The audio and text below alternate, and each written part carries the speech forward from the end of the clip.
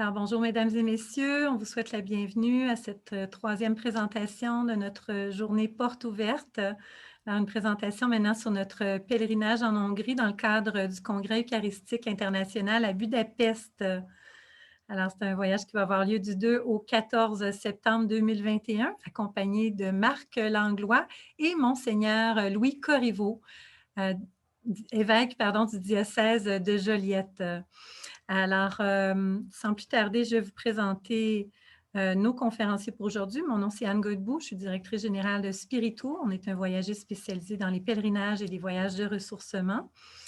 Alors, nos deux conférenciers aujourd'hui, en fait, ça va être votre animateur spirituel pour le pèlerinage, Monseigneur Louis Corriveau, qui, en décembre 2016, a reçu l'ordination épiscopale dans la basilique de Sainte-Anne-de-Beaupré par le cardinal Lacroix. Il a été évêque auxiliaire à l'archidiocèse de Québec. Et puis, Monseigneur Corriveau s'est vu confier plusieurs responsabilités. Il a été président du comité des nominations, membre et animateur du conseil diocésain pastoral, évêque responsable du service de pastoral, évêque répondant du diaconat permanent, évêque répondant de la vie consacrée des mouvements pastoraux. Au sein de l'Assemblée des évêques catholiques du Québec, Monseigneur Corriveau est l'évêque délégué de l'Association des responsables de la pastorale vocationnelle, membre du Conseil communauté et ministère, et évêque répondant de la revue Vivre et Célébrer. Au sein de la Commission des évêques catholiques du Canada, il fait partie de la Commission épiscopale de liturgie et des sacrements. Monseigneur Corriveau, à titre de choriste, est également membre du groupe Mario Pelchin et les prêtres. En juin 2019, en la cathédrale Saint-Charles-Borromée de Joliette, Monseigneur Louis Corriveau inaugure son nouveau ministère pastoral en devenant le 7e évêque de l'histoire du diocèse de Joliette. Et on a aussi avec nous, comme conférencier, excusez-moi, c'est Marc Langlois.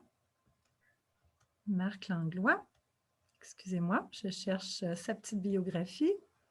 Ah, Marc est là. Donc, doté d'une formation en théologie, il a suivi une formation en accompagnement spirituel au Centre Le Pèlerin afin d'exercer sa capacité d'écoute et de présence aux autres. Auparavant, il a œuvré comme enseignant au département de tourisme du Cégep Champlain Regional College.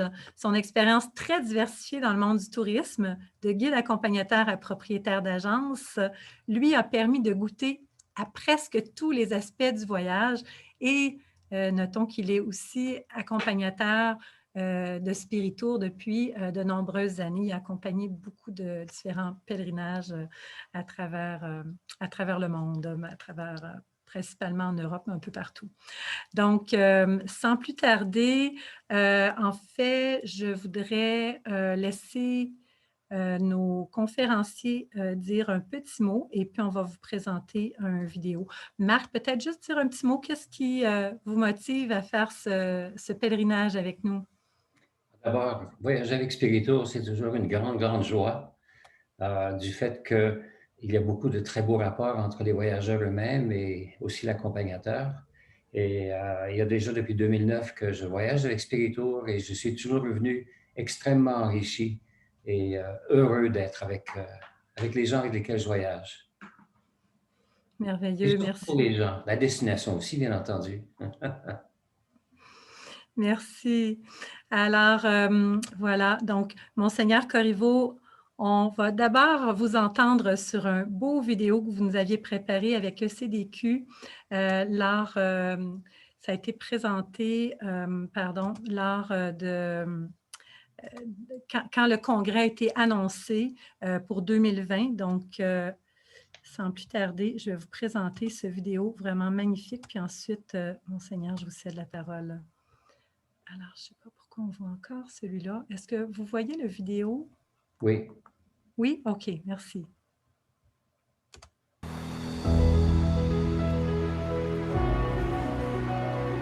Du 13 au 20 septembre de l'an prochain, donc en 2020, dans un peu moins d'un an, aura lieu le Congrès eucharistique international qui aura lieu dans la belle ville, et là je le dis, la très belle ville de Budapest, en Hongrie.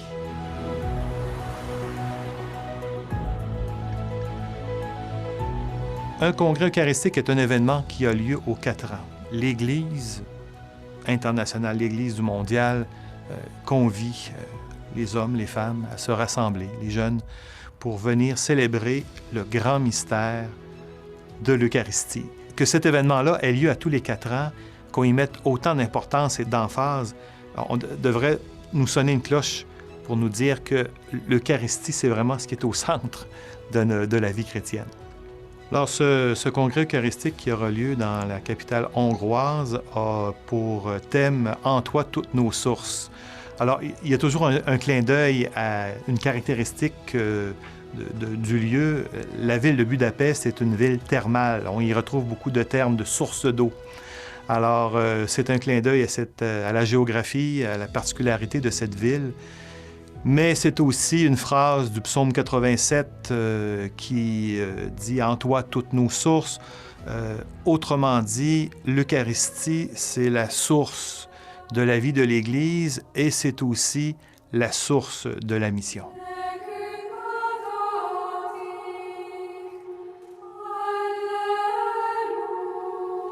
Pourquoi participer à un congrès eucharistique? Je dirais que ça me fait penser un peu à la Journée mondiale de la jeunesse. Les gens qui reviennent de là vont dire qu'on a fait l'expérience de l'Église internationale. Hein? L'Eucharistie, on voit l'Évangile qui s'est répandu partout dans le monde. Et c'est aussi une occasion de voir comment les gens vivent l'Eucharistie là-bas. Et des fois, on va rencontrer les mêmes difficultés qu'on vit ici. Ça nous aide. Mais aussi, on est en contact avec d'autres expériences qui peuvent élargir nos horizons et nous donner des bonnes idées pour la célébration elle-même. Comment célébrer?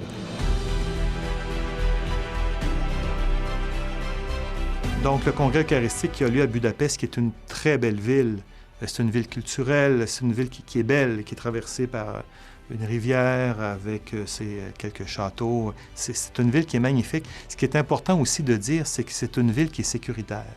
Il y a eu un sondage, les agences de tourisme Budapest a été classée comme peut-être, en tout cas, une des villes les plus sécuritaires d'Europe.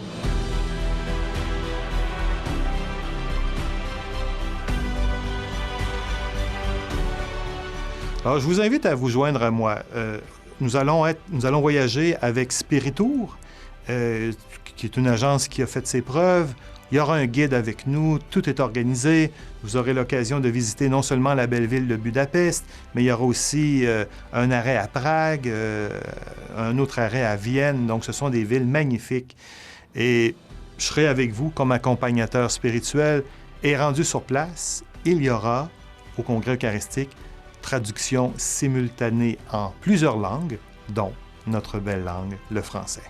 Pour savoir comment s'inscrire concrètement, vous voyez dans le bas de l'écran numéro de téléphone, site web. Alors, vous avez différentes façons de vous inscrire pour vous joindre au groupe Spiritour. Si vous sentez cet appel-là, n'hésitez pas, ce sera certainement une très belle expérience pour nous tous, nous toutes, de retourner à la source qu'est l'Eucharistie.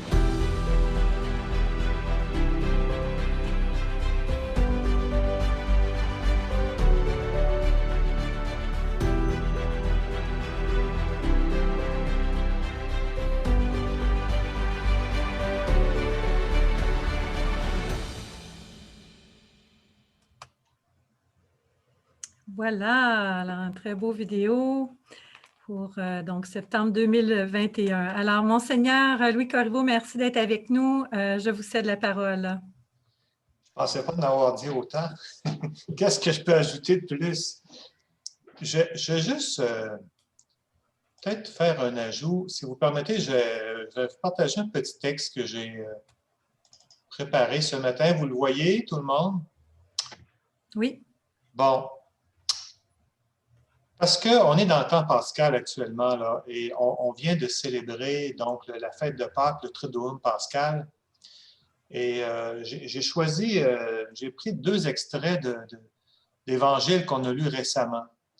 C'est-à-dire, en Luc 22, j'ai deux extraits de l'évangile de Luc. Alors, vous reconnaissez d'abord en Luc 22 Jésus prit place à table avec les apôtres. Donc, la veille de sa mort, il a célébré la Pâque. Ayant pris du pain et rendu grâce, il le rompit, le leur donnant, en disant, « Ceci est mon corps donné pour vous, faites cela en mémoire de moi. » Donc, on reconnaît la scène, ce qu'il a vécu la veille de sa mort. 3 jours, on pourrait dire, ben, ça c'est le jeudi soir. Le dimanche soir, Jésus ressuscité accompagne 2 disciples découragés qui ont assisté à la mort de Jésus. Et voici qu'il les accompagne sur la route, ces 2 disciples qui s'en vont vers la ville d'Emmaüs. Il les rejoint sur la route. Il feint de s'en aller. En arrivant à Emmaüs, il feint de s'en aller. Mais les disciples lui disent, et c'est là que c'est marqué, « Reste avec nous car le soir approche. » Et déjà le jour baisse. Et là, Jésus entre avec eux. Et qu'est-ce qu'il fait? Il refait les gestes de la Sainte. Quand il fut à table, ayant pris le pain, prononça la bénédiction, l'ayant rompu, il le leur donna. Alors leurs yeux s'ouvrirent et ils le reconnurent. Mais il disparut à leur regard. On a ici le fondement. Pourquoi? Qu'est-ce qui fait que l'Eucharistie, d'abord, c'est un sacrement? C'est que Jésus l'a fait avant sa mort et il l'a fait après sa mort. Il y a ici une indication comme quoi il veut que ce qu'il a fait avant sa mort, ça se perpétue. Et non seulement ça se perpétue, mais il se fait présent dans le sacrement de l'Eucharistie. Donc, c'est vraiment l'intention de notre Seigneur qu'on se rassemble et qu'on célèbre l'Eucharistie, qu'on fasse mémoire de lui. Faites cela en mémoire de moi. Et c'est pour ça que c'est le cœur.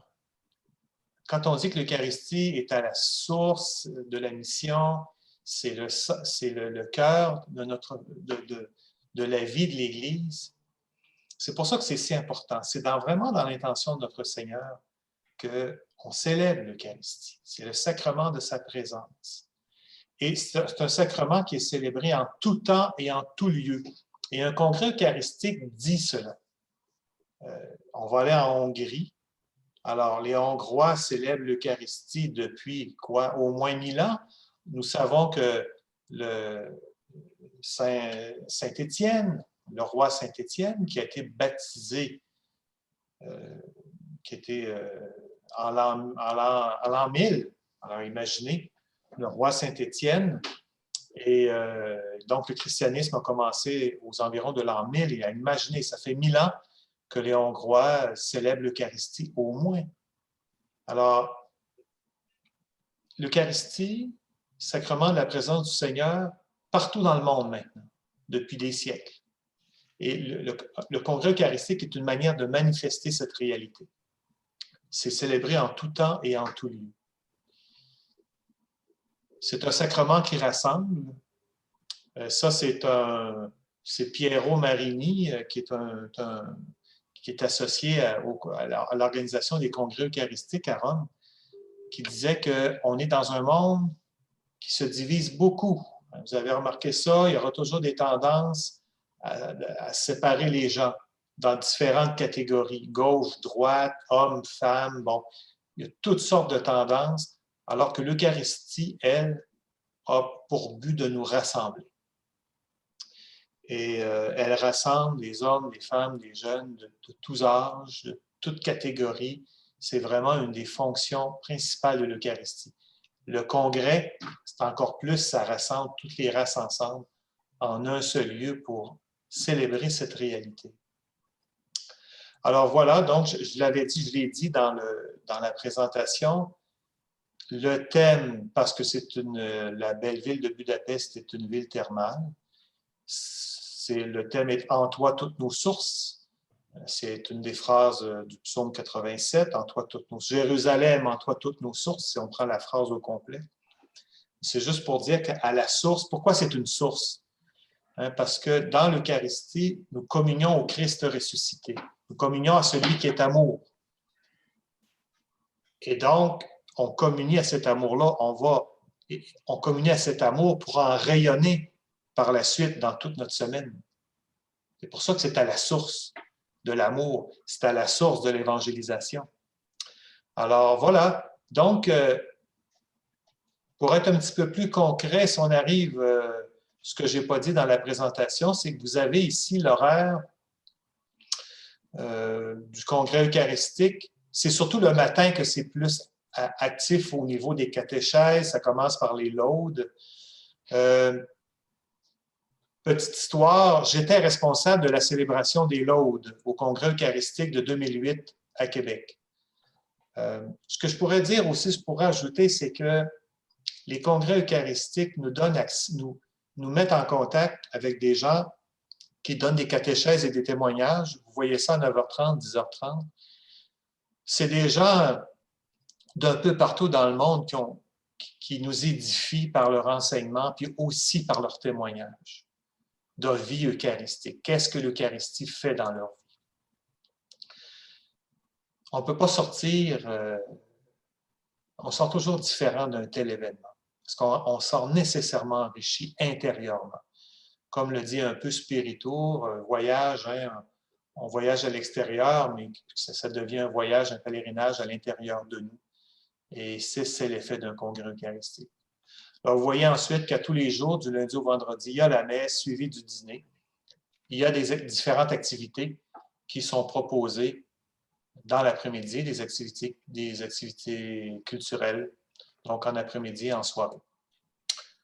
Alors voilà, le reste a été dit dans la présentation vidéo. Donc, c'est une ville qui est très appréciée. Au niveau touristique, là, c'était même, je pense, la plus prisée dans les dernières années. La ville de Budapest devant des villes comme Paris, Florence. Alors, c'est pas rien. Et il y aura la traduction simultanée. On aura la traduction dans la langue française des catéchèses, des témoignages. Voilà. Merci beaucoup, Monseigneur Corriveau. Merci. Alors, peut-être préciser aussi, en fait, moi, j'ai eu la chance de le vivre à Québec, mais aussi en Irlande, hein, à Dublin. Et puis, j'avais été impressionnée de la qualité des présentations, mais hein, il y avait tout un programme aussi au niveau culturel. Ben, d'ailleurs, c'est noté, là, hein, avec des chants, des danses traditionnelles.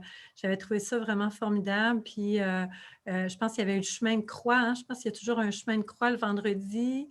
Le samedi, je ne sais plus trop, il y avait eu un beau programme riche. Puis le dimanche, bien sûr, c'est la messe finale où on est envoyé en mission avec soit le nonce, en tout cas un représentant du pape, ou là, le pape, hein, après son expérience, sa visite en Irak, en tout cas, il a dit en conférence de presse, bien maintenant, je vais devoir aller à la messe finale à Budapest pour le congrès eucharistique. Fait que, on espère qu'il va être avec nous.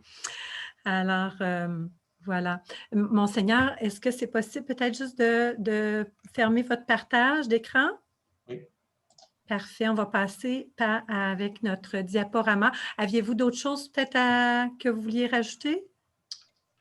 Non, j'espère fortement être capable de... on va voir ce qui en arrivera avec toute la situation mondiale actuelle. Oui, bien sûr. Moi c'est la première fois que je vais accompagner un groupe. Ça va être une expérience nouvelle pour moi.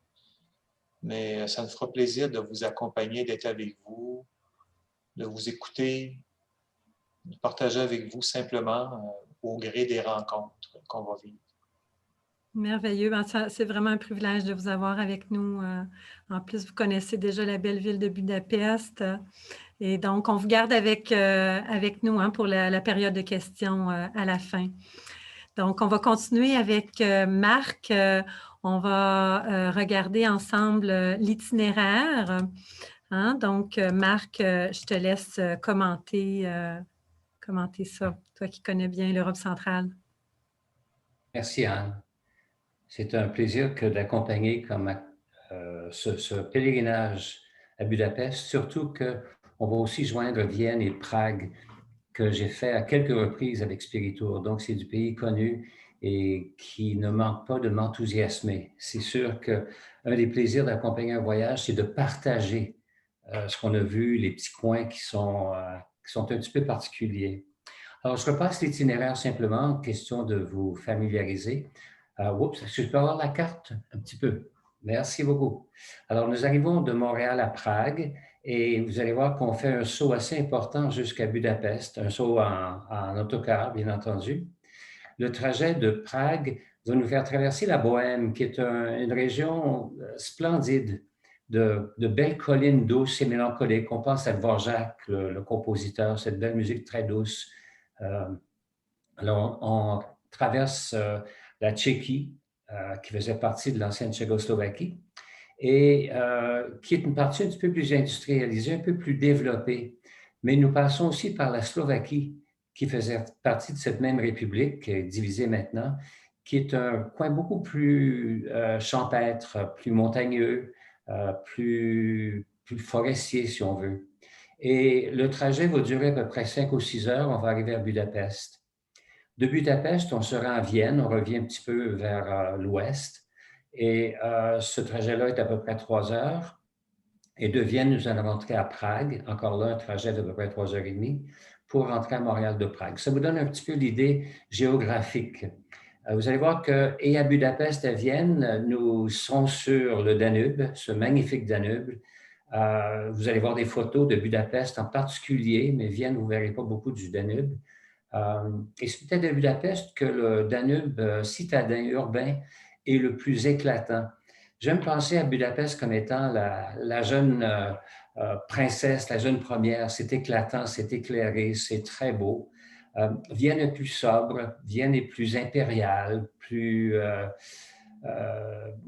formelle un petit peu, quoique sûrement que les cafés vont vous enchanter avec toujours cette crème fouettée qu'on met sur à peu près tout. Et Prague, c'est la grande sobre. Prague, on la regarde vers le haut. L'architecture pragoise frappe surtout par les toitures et les hauts d'édifices. Alors, tout ça, on verra ça ensemble. Je ne manquerai pas de vous donner un petit coup de coude pour vous rappeler de regarder là où il faut regarder. Alors, on va passer. Alors, vous avez déjà là une belle vue de Prague. C'est une vue sur le château que vous voyez en arrière-plan. Le château a été construit pour les rois de Bohême, donc à la fin Moyen Âge. Et ces palais-là sont devenus aussi les palais des empereurs autrichiens de l'Empire austro-hongrois. C'était une des 3 capitales de cet empire-là. Est-ce qu'on peut revenir un petit peu? Ou est-ce que je vais trop lentement? OK. Alors, vous allez voir que dans ce château-là, il y a la résidence maintenant du président de la République tchèque, Miloš Zeman. Et puis, c'est là-dedans aussi qu'on va visiter la petite ruelle d'or, qui est une petite rue commerçante dans le château, et où Franz Kafka a habité de 1916 à 1918 à peu près, puis où il a écrit son roman « Le médecin de campagne ». C'est maintenant une petite librairie. Vous pourriez peut-être vous acheter un roman de Kafka qui sont tous disponibles en plusieurs langues. Une dernière chose, on voit au sommet de la montagne de ce mont-là, la cathédrale Saint-Guy. C'est la cathédrale chef de l'Église catholique tchèque. C'est une église merveilleuse, très, très belle, qui date du Moyen Âge, c'est du gothique. On l'appelle aussi Saint-Venceslas ou Saint-Adalbert. En fait, elle porte le nom de 3 saints locaux. Il y a juste derrière, si on va un petit peu à gauche la photo, on va voir le monastère de Strahov, qui est en fait un couvent des pères prémontrés, qui sont ici au Canada, ici à Saint-Constant. C'est une communauté qui est issue des communautés monastiques, mais qui a voulu faire un ministère plus actif. On les appelle les prémontrés. Et le corps de Saint-Norbert, qui est le fondateur, est enterré dans cette église-là, ainsi que le corps d'un des rois et d'un des poètes importants de la République tchèque. Et on revient vers l'avant et vous allez voir une église qui est un petit peu à gauche du centre, qui est l'église de Saint-Nicolas, une église des Jésuites qui est très, très vieille, qui date du début de la présence des Jésuites à Prague. Les Jésuites sont venus surtout dans la poussée de la contre-réforme, où un des réformateurs de l'Église, Jean Hus, avait parti un mouvement très important qui s'est séparé de Rome. Les Jésuites sont venus pour contrer cette ce mouvement-là. Et si on va un peu à gauche, en dehors de la photo, il y a là l'église de Notre-Dame-des-Victoires. Et c'est là que les Carmes Deschaux détiennent la statue du petit Jésus de Prague. En fait, le petit Jésus de Prague vient d'Espagne. Et il est arrivé avec toute une garde-robe. Ce petit Jésus-là, on l'avait différemment selon les saisons liturgiques. Alors, il y a derrière cette église, cette petite église, un petit musée des vêtements du petit Jésus de Prague. Et je reviens au centre de la photo. Vous avez là le pont Charles. Comme vous le voyez, c'est un pont qui est magnifique. C'est un des symboles de Prague. Il traverse la Vltava, comme on dit en tchèque, ou qu'on appelle le Moldau en allemand. C'est la rivière que Smetana a chanté dans son poème symphonique. Le pont est piéton, comme vous voyez, et on y voit énormément de musiciens qui demandent simplement qu'on fasse une petite contribution. Il y a des bouquinistes, en fait, toutes sortes de petits marchands. C'est un endroit où on rencontre beaucoup de monde. Et le pont est bordé de 30 statues baroques, de très belles statues, très bien conservées. Et une petite anecdote, il y avait le Saint Jean Nepomucène, qui était le confesseur d'un des rois de, je vous fais grâce des noms, un des rois de Bohême.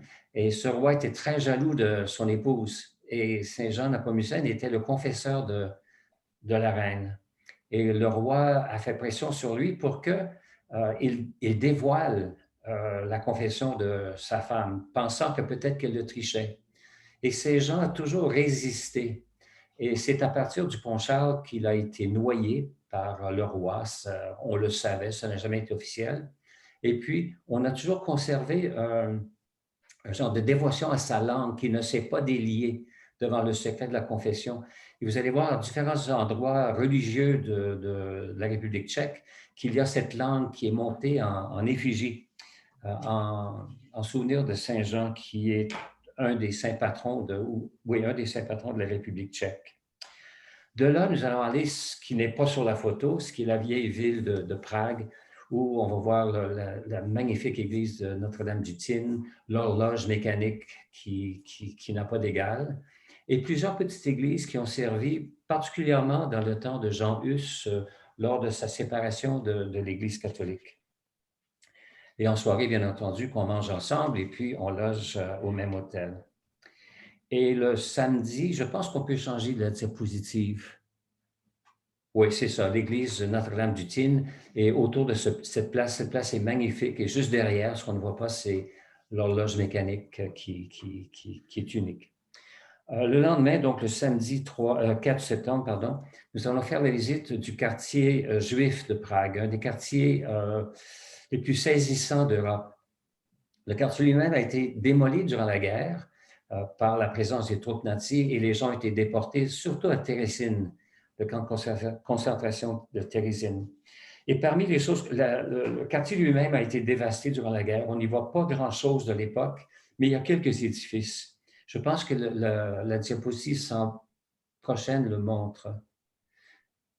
C'est ça. Vous avez un des édifices qui a survécu. Alors, nous allons voir 3 synagogues importantes. D'abord, il y a le cimetière très entassé parce qu'on limitait l'espace où les Juifs pouvaient enterrer leurs morts. Donc, les pierres tombales sont empilées. C'est extrêmement impressionnant, ce semblant de désordre, mais qui respire la tragédie. Et puis, nous allons voir la synagogue de la Ville Nouvelle. C'est la plus vieille synagogue d'Europe qui soit encore en fonction. Deuxième synagogue, nous allons voir, c'est la synagogue Pinkas, qui est un mémorial des victimes de la Shoah. Il y a sur les murs, partout, c'est extrêmement impressionnant, le nom de tous les gens de Prague qui ont été exterminés par les nazis. Et juste à côté, on a accès à un petit musée où on montre des dessins des enfants qui ont été tenus à Terezín, justement. Et on a retenu les enfants avec leur espoir qui se montre dans les dessins. C'est extrêmement touchant. Ensuite, la photo que vous avez là d'une synagogue, la synagogue espagnole, c'est une synagogue qui est intéressante surtout pour son aspect artistique. C'est une synagogue qu'on appelle espagnole parce qu'elle a été conçue en copie un peu de l'Alhambra de Grenade en Espagne. Alors, nous aurons le midi libre pour prendre le repas et ensuite, nous prenons l'autocar pour partir vers Budapest. C'est un trajet quand même assez long, d'à peu près 5 heures. Et en début de soirée, nous allons arriver dans cette ville magnifique et nous allons nous installer à l'hôtel, prendre le repas et nous reposer. Juste un petit mot sur ce regard sur Budapest. Vous avez à peu près au centre deux genres vous avez un dôme, en fait, qui est le Parlement. C'est peut-être un des édifices néo-gothiques les plus frappants d'Europe.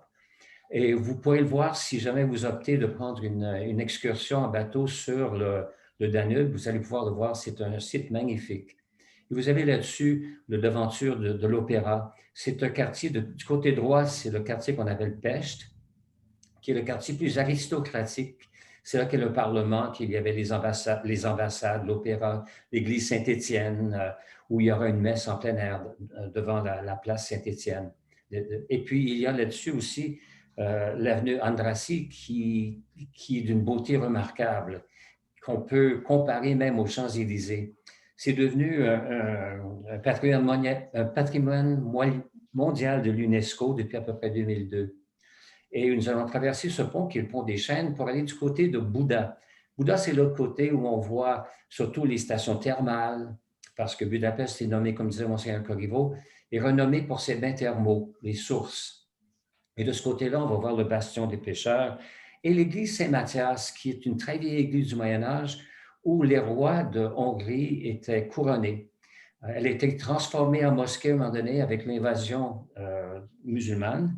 Et puis, à la fin du 19e siècle, elle a été restaurée en grande partie selon l'esprit du néo-gothique, quoi. À peu près à la même époque que le Parlement.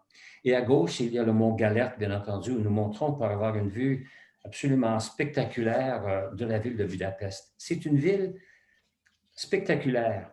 Vienne est différent, Prague est différent, mais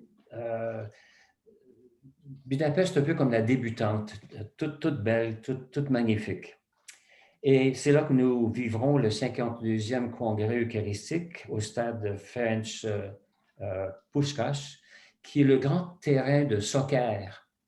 Et Ferenc Puskás, c'était un des grands maîtres du soccer, on dit un des meilleurs joueurs de l'histoire du soccer.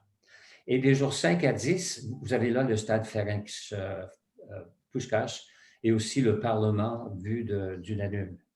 Alors, durant le congrès, vous aurez un choix de conférences, comme Monseigneur le disait, d'ateliers, de groupes de discussion, des temps de prière, des processions, des événements culturels.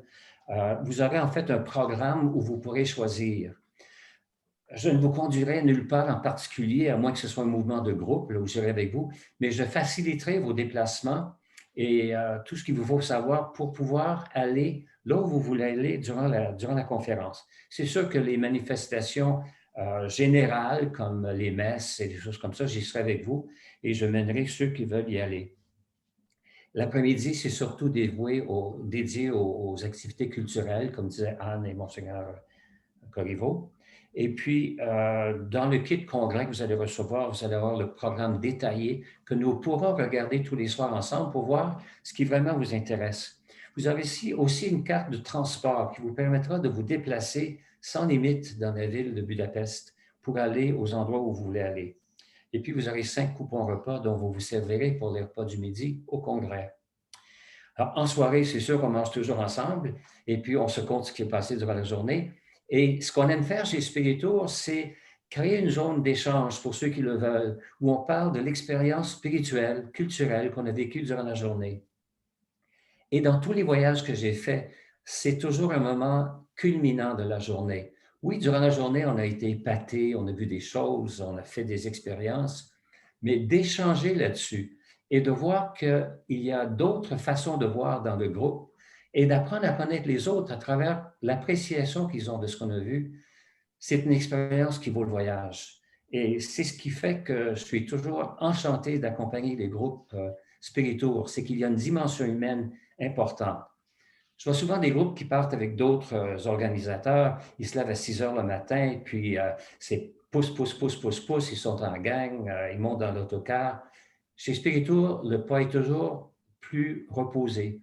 On se lève plus tard, on prend le temps de se parler, on prend le temps de se connaître. Et puis, à la fin du groupe, il y a toujours un genre de pincement de cœur parce qu'on a appris à se connaître et puis on se tient en lien très souvent.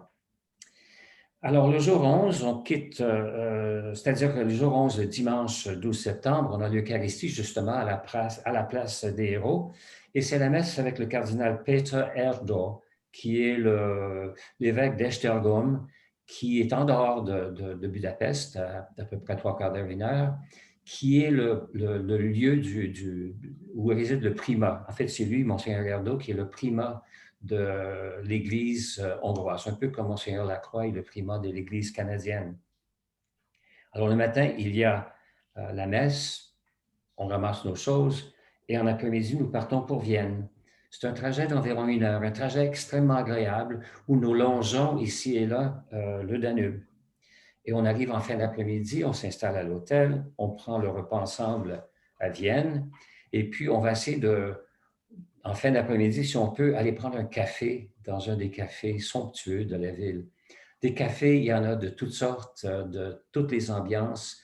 Et vous allez voir qu'à Vienne, le café, c'est un art, c'est une science. Il y a des centaines de types de cafés. Alors pour nous, néophytes qui arrivons avec notre café américain ou latte ou avec nos catégories très, très, très limitées, c'est tout un défi que de faire comprendre ou de faire interpréter notre besoin au serveur de café. Mais c'est une expérience extraordinaire. Et que dire des pâtisseries à Vienne? Il faut laisser aller les diètes, les régimes. Alors, en après-midi, le lendemain, le lundi 15, on va explorer un peu le centre de Vienne, qui est ce qu'on appelle le Ringstrasse. À l'intérieur de ce ring, le ring, c'est un genre de cercle qui entoure le vieux Vienne. Il y a là-dedans le Hofburg, bien entendu, ce palais énorme des empereurs et impératrices d'Autriche-Hongrie. Nous allons voir l'hôtel de ville qui est de style néo-gothique, ressemble un peu au Parlement de Budapest.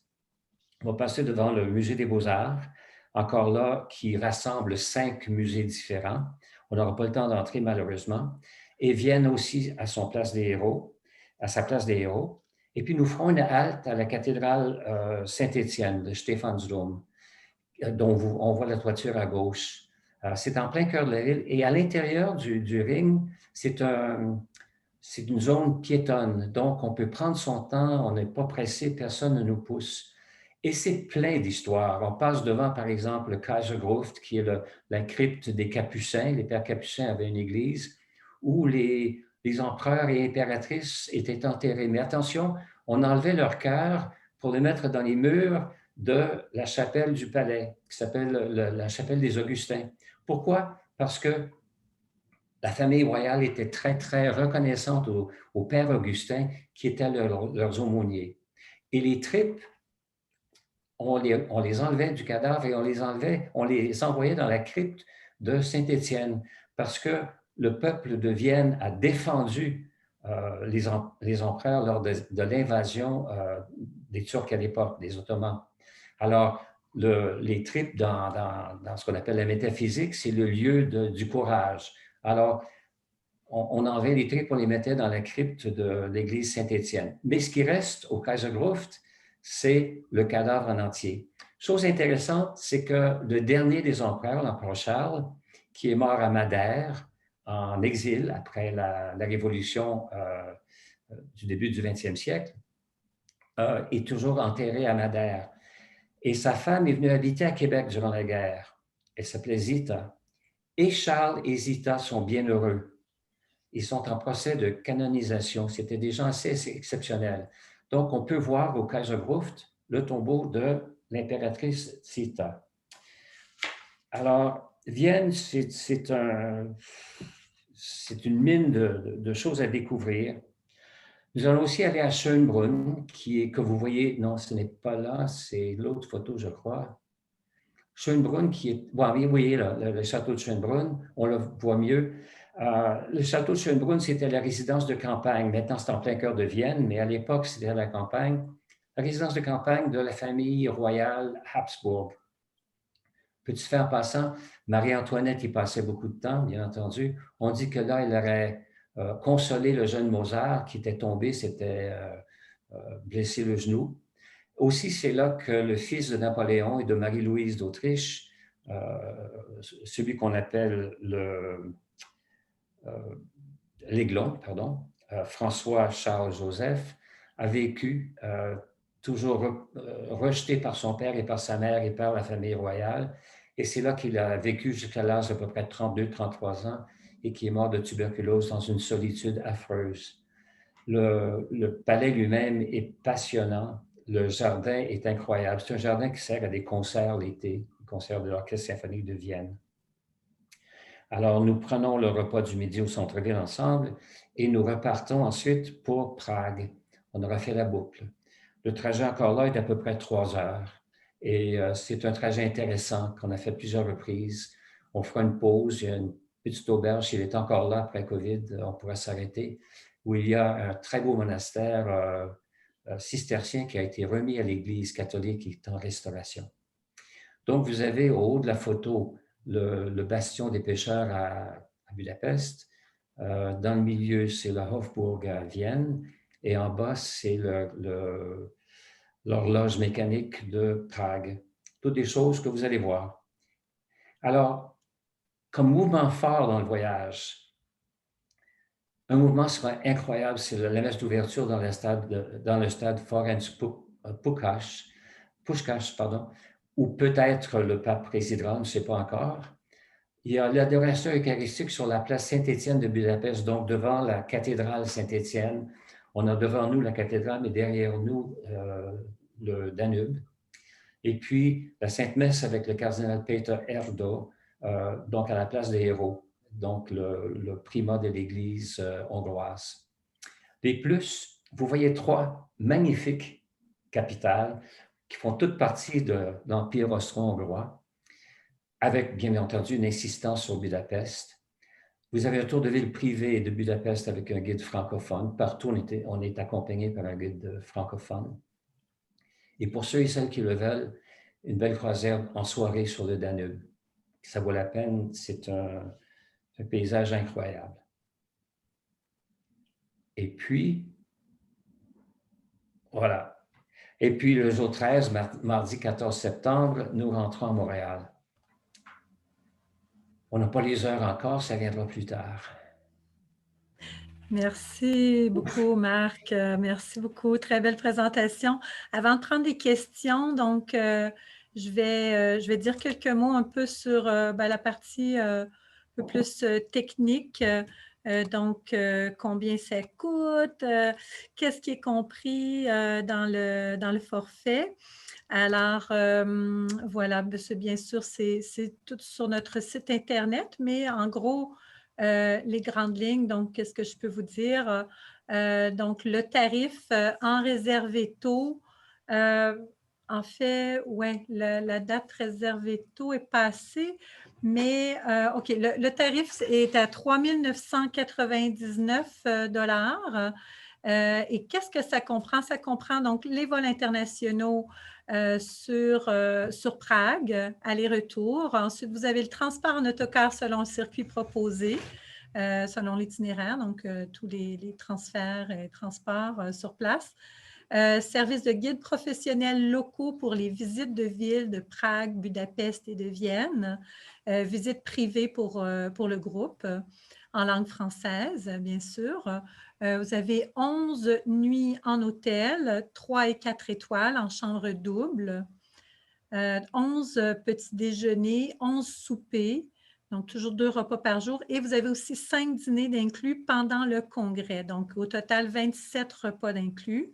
La pochette du congressiste du Congrès eucharistique international, incluant un pass pour les transports publics durant le congrès. Donc, ce n'est pas des transports privés pendant le congrès, c'est une passe pour le transport en public. Je me souviens à Dublin, là, c'était très bien organisé. Alors, j'imagine qu'ils vont être bien organisés aussi à Budapest. L'entrée, toutes les admissions sur les sites, les visites qu'on vous a parlé, prévues dans l'itinéraire, dont à Prague, les 4 synagogues, le cimetière juif, à Vienne, la cathédrale Saint-Étienne, le palais de Schönbrunn, les écouteurs pour les visites guidées, les services d'un accompagnateur de Spiritour, qui est Marc, pendant toute la durée du voyage, et puis l'accompagnement de Monseigneur Louis Corriveau à partir de Budapest, aussitôt que vous arrivez à Budapest. En tout cas, ça sera confirmé selon son programme parce qu'il y a quand même un rôle à jouer là, à Budapest en tant que représentant pour le Canada. Donc, il va se joindre au groupe à partir de Budapest. Et donc, voilà, toutes les taxes sont incluses également. Qu'est-ce qui n'est pas inclus? Alors, certains repas, ceux qui ne sont pas mentionnés, les boissons repas, le supplément en chambre individuelle, si vous souhaitez avoir votre propre chambre. Donc, pour toute la durée du séjour, c'est 989 $ pour avoir votre chambre privée. Les assurances voyage, bien sûr, sont en su. On peut vous conseiller, si vous souhaitez avoir une assurance avec soit la Croix-Bleue ou Manuvie, on offre les deux. Je tiens à préciser, avec Manuvie, ils ont maintenant, c'est assez nouveau, là, ce qu'ils appellent la protection sans égale, qui couvre beaucoup plus au niveau des annulations, tout ce qui est imprévu, même si votre chien est très malade, vous êtes inquiet, vous préférez ne pas voyager ou l'animal de compagnie décède ou vous avez une séparation dans votre couple. C'est des choses que normalement ne sont pas couvertes par les compagnies d'assurance standard et tout ce qui est imprévu est couvert là, à 100% par Manuvie avec cette protection-là. Et puis, même, ils ont ce qu'ils appellent sans motif dans cette même protection-là, même si ça vous tente juste plus de voyager ou vous êtes craintif, vous décidez d'annuler, bien, vous êtes sûr d'avoir au moins 80% de remboursement de votre voyage avec cette protection-là. Donc, ça vaut la peine. Sinon, on a les forfaits classiques. C'est sûr, on vous conseille fortement d'avoir au moins une assurance médico-hospitalière. Avec Manuvie, avec la protection sans égale, vous êtes couvert jusqu'à 10 millions de $. Avec la Croix-Bleue, je pense que c'est 5 millions de $.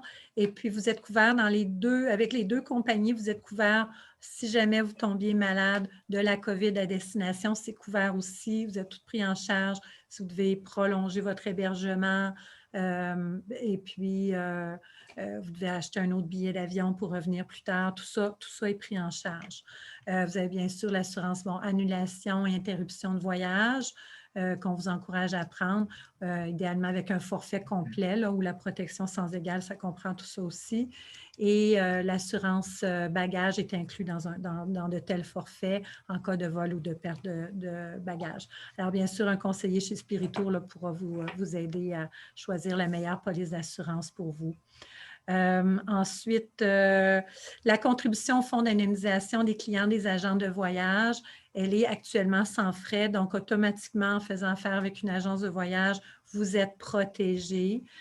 Donc, si jamais, entre autres, pour tout service non rendu, peu importe si c'est un motif, soit il y aurait une faillite d'un des prestataires, la compagnie aérienne ou l'agence de voyage, bien, vous avez une garantie, vous allez être remboursé par le fonds, par l'Office de protection du consommateur, si jamais les services n'étaient pas rendus là, pour une de ces raisons majeures. Donc, voilà, je pense que ça fait le tour des informations, ce qui est inclus, ce qui n'est pas inclus. La date limite d'inscription est 60 jours avant le départ. Donc, vous avez encore un peu de temps, mais là, présentement, il y a une promotion en cours qui est notre promotion flexibilité COVID-19.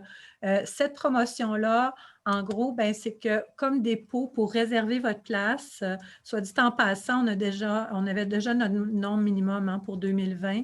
Alors, bien sûr, le départ est garanti. On espère pouvoir le faire en 2021. On attend, pour l'instant, le congrès est maintenu en septembre, donc on espère pouvoir le faire. Admettons que c'était reporté, mais on va reporter le voyage tout simplement.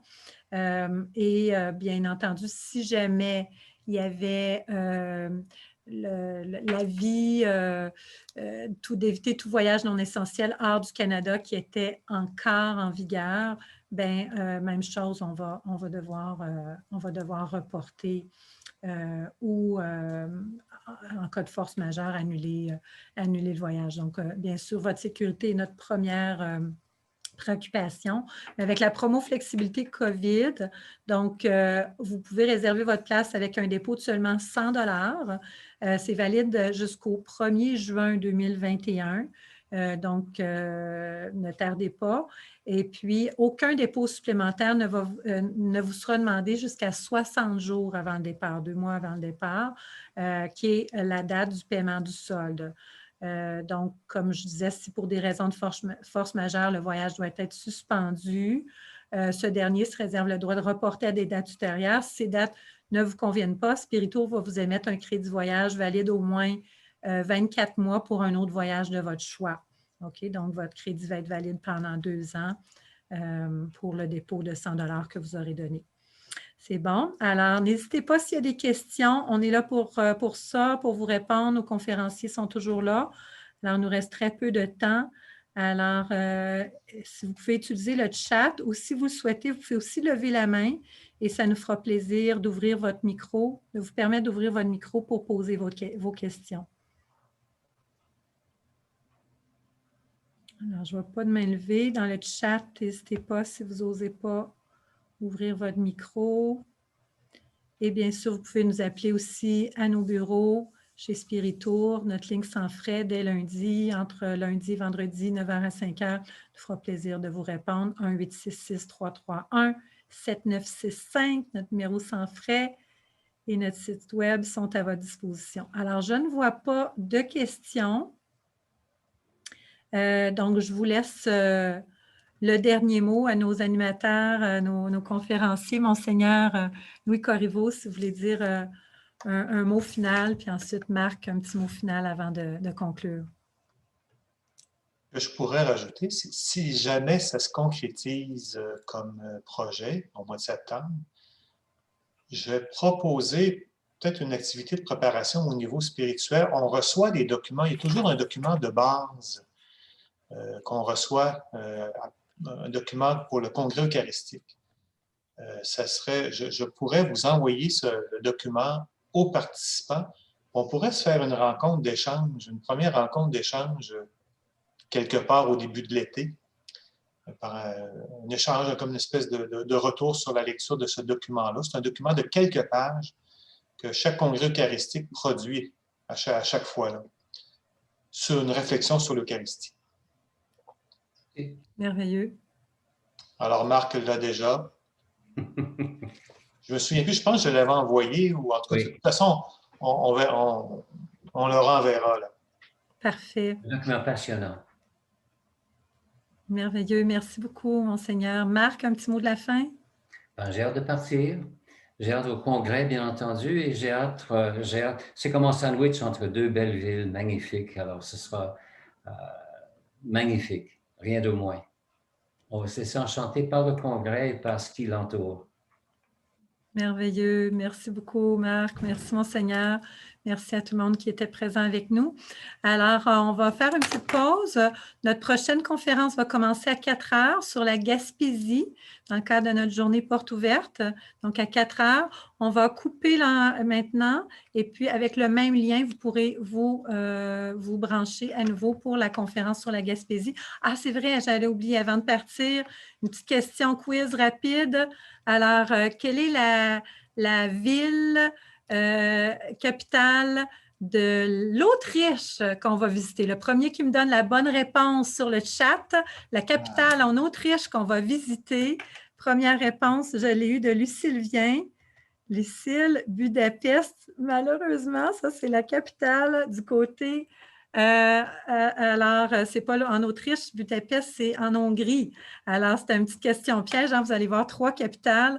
Alors, du côté de l'Autriche, quelle ville on va visiter? Première personne qui a la bonne réponse va avoir, je ne vous ai même pas dit le prix, je l'ai dit toute la journée, mais je ne vous l'ai pas dit encore pour ceux qui sont nouveaux. Alors, le prix de présence, c'est une rediffusion de votre choix parmi nos retraites virtuelles et nos conférences voyages spirituels autour du monde. Alors, j'ai la bonne réponse ici. Vienne, c'est la bonne réponse. Qui est-ce qui a répondu? Alors, Lucille, vous avez la bonne réponse. Lucille a gagné Merci, Lucille.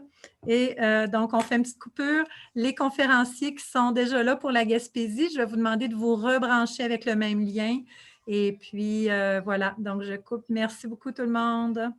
Bye-bye. Oui.